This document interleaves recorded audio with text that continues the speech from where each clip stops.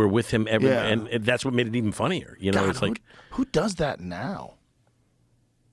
Are there any non sequitur guys that just go joke? I guess Jimmy Carr's kind of non sequitur, but some guys they're just one bit to the next, one subject to the next.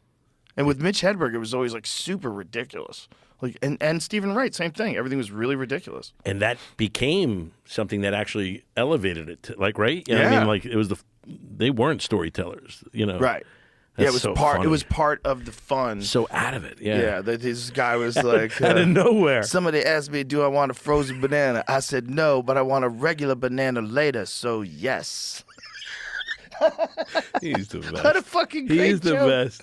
Oh, he was amazing, man. Oh, that was a guy like he just didn't want to kick heroin. yeah. They were trying to get him to kick heroin. He's like, I like it. Is that what it was? He liked it. He just wasn't going to kick it. He was hospitalized while we were on the Man Show, and Doug Stanhope and and Mitch were very close. And I admired him deeply as a comedian. He was a great comic, man.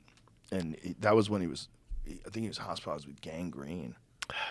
Yeah, because he was shooting it, allegedly. It's heroin is a scary one because it seems to touch this part of people that makes them very creative and it resonates with people. Like so much music that's great is made on heroin, but God, what a curse! What a curse! When you watch someone who gets caught in the opiate web, it's so terrifying. It's so sad to see.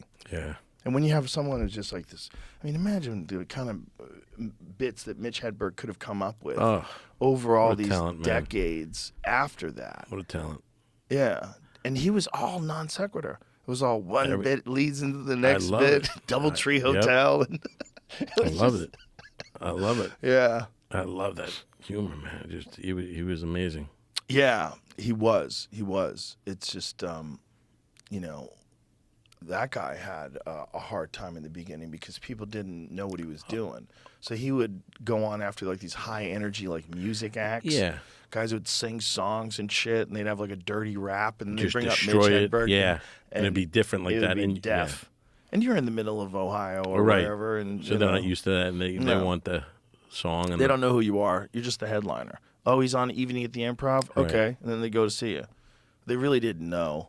They just said, oh, look, MTV half-hour comedy hour. He must be good. And then they go to the local comedy club because it's a thing to do on a Friday night. But when they don't know you, that's one thing that is, made it a little bit easier is when people are coming to see you and they know you as opposed to who's this next guy. And it's kind of like just make me laugh. Way easier. But also comes with a trap because they'll laugh at stuff that's not that good.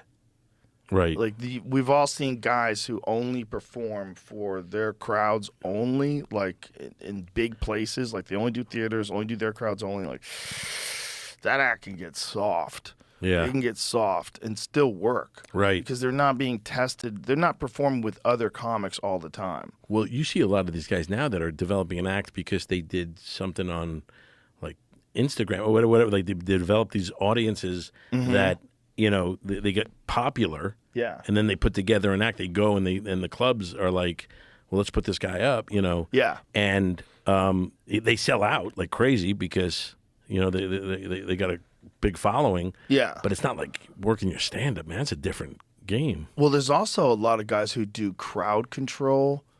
Like they do crowd work stuff. Like it's like just fucking around with the crowd, and that's most of these clips. You're seeing a lot of guys who put up clips of crowd work because that way they don't have to crowd work because you don't have to burn your material. If you're just talking to the crowd, you just talk to them. It's fine. That can go bad. It can go bad, but if you do it enough and you get some funny moments, right? Like Andrew Schultz has a lot of great moments. Right. He's really good at it.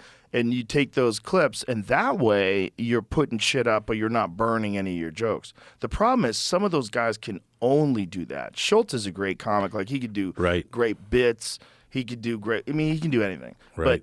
But some of these guys are only good at talking to the audience. And then when they have to do, did you ever notice? And Right. everybody's like, whoa. The audience can feel the shift when I go back to my own material. Like, Yeah. oh, you wrote this. Yo, what is this whack ass Yes. bullshit Yeah. you've been thinking about all day? Yeah. You know, you're better off responding. Like there's certain guys that like their thing is really just talking to the crowd, and that's a different thing. It's a great thing. It's really great when someone's funny at it, but it's also a different thing than the actual jokes. See, I fear that. Like, I don't like doing that. Like, so I've built my act with the speed of it that it, like, no one has the chance to get in and ask a question or you know, or heckle or whatever. You know, you build this shell around you, so like it's just not enough time. You can't even get it in. So if someone says something, it's like you're off them quick. You know, exactly. Because I don't want to have to depend on doing that, going what and stopping and then trying to get back to the bit that you were, you know, doing. Yeah, that you don't need that. Some people like it.